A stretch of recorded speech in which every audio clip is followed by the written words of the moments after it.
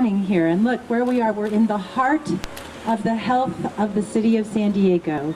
We have hospital in front of us, hospital in back of us, and laboratories that are supposed to be taking care of people to make them and help keep them healthy San Diegans here. And we are here, we wish we were here to say, and that's what we're doing. We're doing everything we can, the most efficient way, the best way, recognizing the value of the people who keep people healthy here in San Diego. We wish we could say we're here to say, congratulations, LabCorp. You have done the right thing for your patients. You have done the right thing for the people who serve your patients, the people who work for you. We wish that's why we were standing here this morning, but it's not. We're standing here this morning because LabCorp has had an opportunity for almost a year to create a contract with the women and men who work for them, who day in and day out serve patients with the most dire of diseases to keep them healthy, to make them healthier, and they are not respected in their jobs. They're not respected in ways that take care of the safety of either the workers or the patients. And so we are gathered here this morning to say, LabCorp, it's time for you to complete a contract with your workers that protects your patients and that respects the workers who give their lives to keep San Diego healthy. And so we have today here speakers who are talking to the public, who are talking to these institutions of health and well-being, these institutions that care for the bodies and the souls of the San Diegans, but we are mostly talking to LabCorp. We're asking them to do the right thing, and we're telling them that it's time. It's time now. And for the first person who's going to tell us why it's time is an amazing human being who was an employee of LabCorp. This is Trish Upol. Did I say it correctly? I did. I learned to say, this is Trish Upol, and she's going to talk to you about what it is like to work inside of LabCorp. Thank you. So I was a phlebotomist at LabCorp, and I am here for patient care. The patients here that we see they're our people. They're who we see every day, that we help every day. They're why we do our jobs here. Short staffing is one of the biggest issues in all the LabCorps. A lot of the sites are very understaffed, which causes very, very long wait times. Wait times can be several hours long. We see patients that are elderly. We see patients that are diabetics. Some of them don't expect it when they come to our lab that they're going to have that long of a wait time.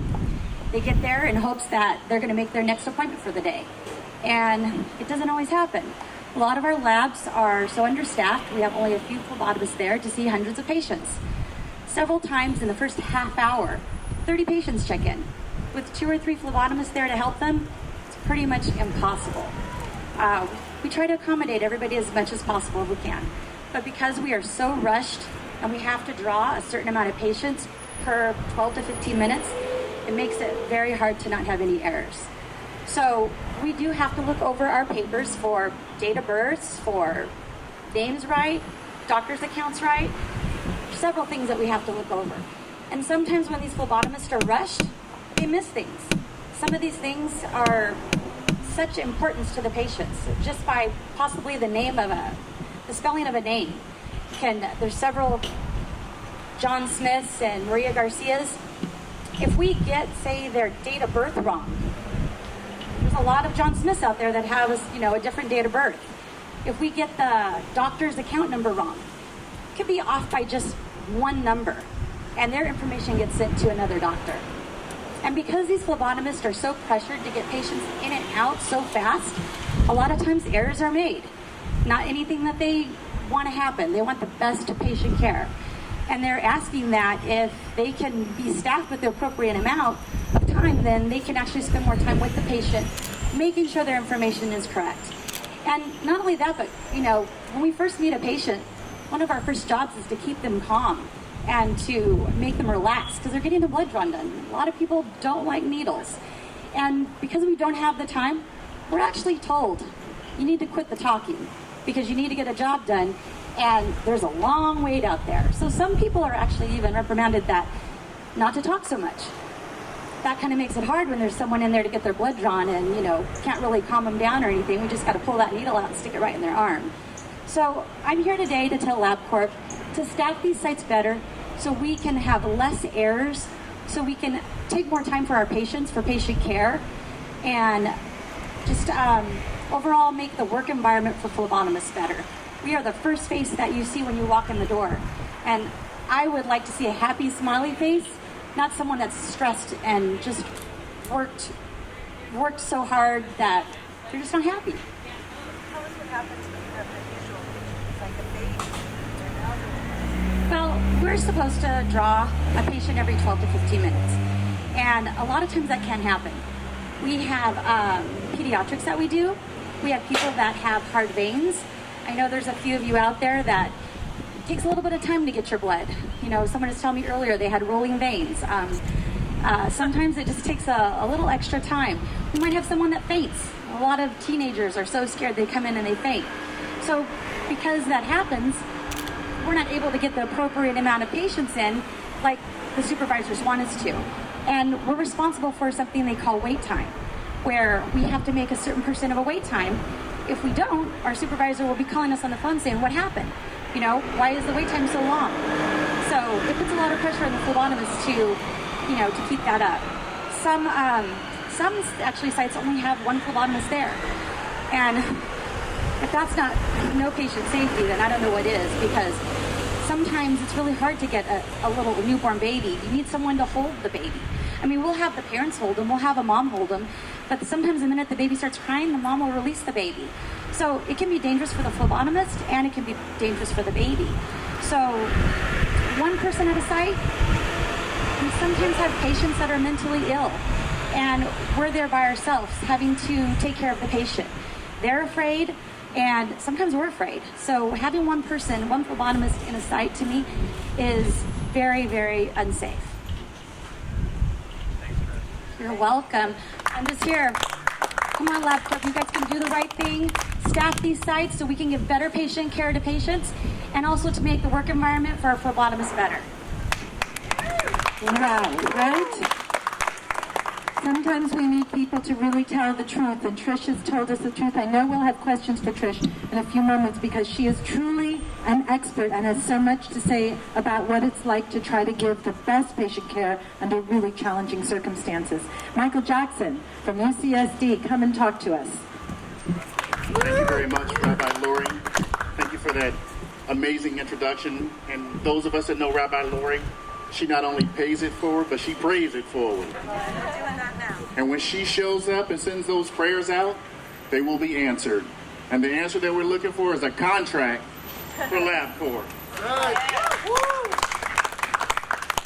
That's correct. I'm a registered nurse, and I'm a board member for National Nurses United. I'm a nurse, and I understand the importance of not doing the assembly line type of work when you deal with human lives. We are not machines. Excuse me.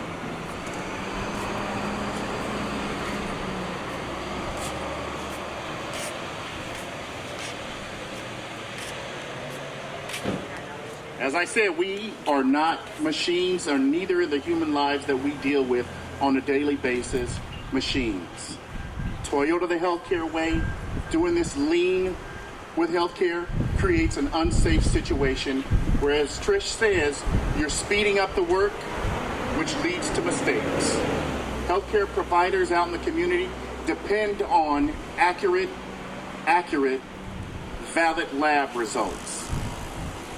They need to staff LabCorp appropriately. They need to hire the appropriate staff so they can have the appropriate staffing levels in order to take care of the patients safely. It's not only about the contract that these LabCorp workers have worked so hard for, but it's about providing safety to the public. They need to staff appropriately and not outsource the jobs either. You cannot outsource the jobs because you're bringing in a temporary worker who doesn't know the flow of the system. It puts the public in danger. I know firsthand, being a registered nurse, the dangers of fasting labs with diabetic patients or seizure patients waiting for appropriate results so they can take appropriate medications. That slowdown process from the understaffing and putting more responsibility and work upon the workers. I know what it's like. I've seen it firsthand. LabCorp deserves a contract. They've been waiting very long for this contract, and that management team needs to get on board and bargain with these workers in a fair and reasonable way. We've seen the personality of management out here. I've seen it with my own hands, my own eyes, how disrespectful the management has been to the workers. I just saw it a few minutes ago with management tossing papers on the ground. So if that disrespect is shown here in front of cameras, imagine what is being shown at the bargaining table. Right. I stand in support of the staff and the healthcare workers of LabCorp, and I appreciate you giving me an opportunity to come out here and stand with you. Thank you very much.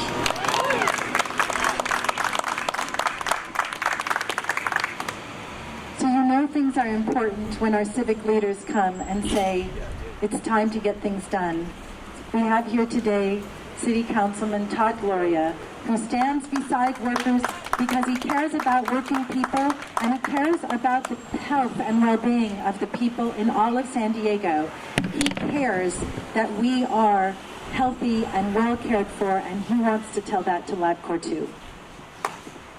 Thank you, Rabbi Lori. Good morning, everyone. Thank you so much for being here, and thanks for the opportunity to share a few thoughts. When healthcare professionals like Trish and like Michael speak out, I listen.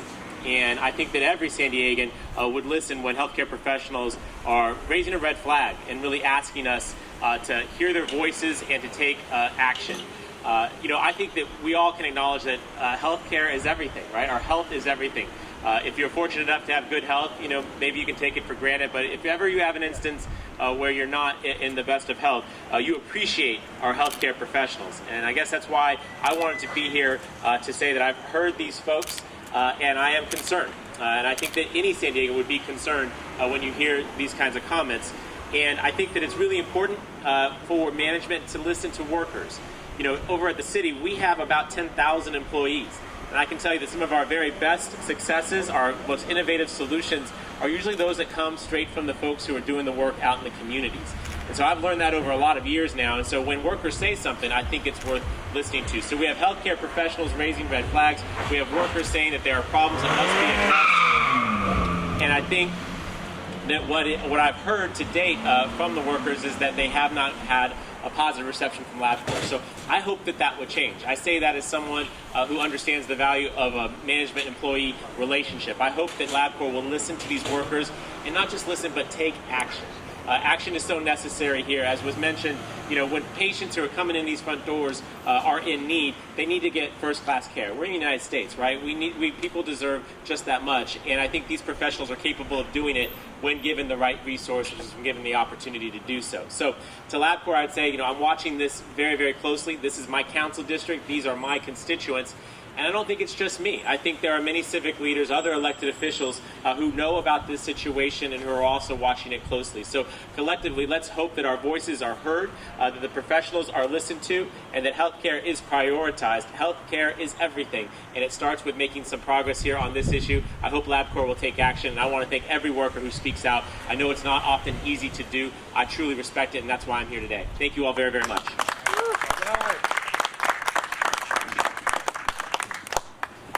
Our final speaker is Richard Barrera, organizer with UFCW 135 and school board member with the San Diego Unified School District. And when we think about LabCorp, we don't think illness and we don't think health. We think about the totality of our lives. Our children need to have their blood drawn. Our grandparents need to have their blood drawn. Our mamacitas who have just had babies had their blood drawn throughout their pregnancies.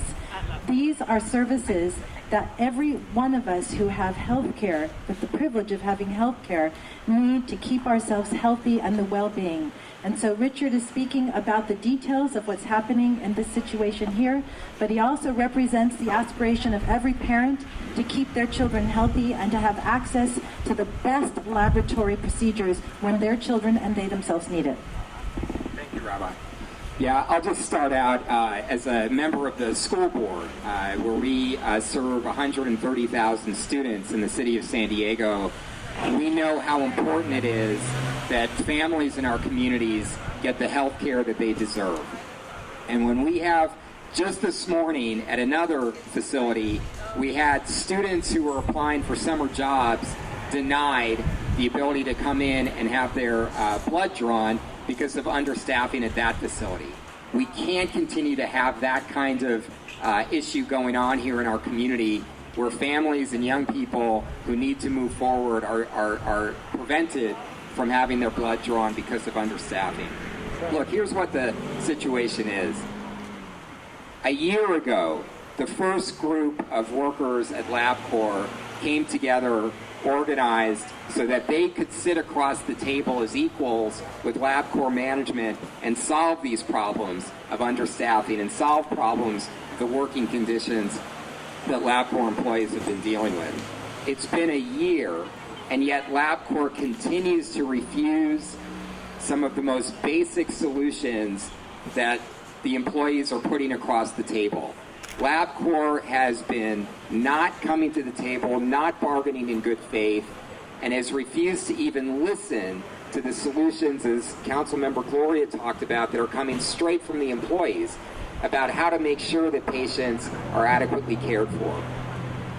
It's time now for LabCorp to stop the stonewalling, stop the disrespect of its own employees, come to the table, negotiate in good faith so we can get this done and we can serve this entire community.